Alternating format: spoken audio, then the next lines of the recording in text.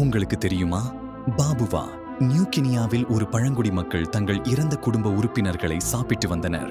அது அவர்களின் இறுதி சடங்கு. ஆனால் இந்த நடைமுறை ஒரு பயங்கரமான நோயை பரப்பியது. 4 பழங்குடி மக்கள் தங்கள் மரணித்த உறவினர்களை புதைக்காமல் சாப்பிட்டனர். இது அவர்களின் மரியாதை காட்டும் வழி என்று நம்பினர். ஆனால் இதனால் குரு என்ற மூளை நோய் பரவியது. இந்த நோய் பாதிக்கப்பட்டவர்கள் முதலில் கட்டுப்பாடில்லாமல் சிரித்துக்கொண்டே இருப்பார்கள். பிறகு நடக்க முடியாமல் போகும். இறுதியில் மரணம்.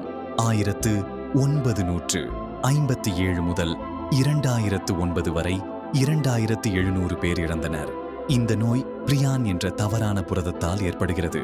இது மூளையில் துளைகளை உண்டாக்கி அழிக்கிறது. இந்த சம்பவம் மூளை நோய்கள் பற்றிய நமது புரிதலை முற்றிலும் மாற்றியது.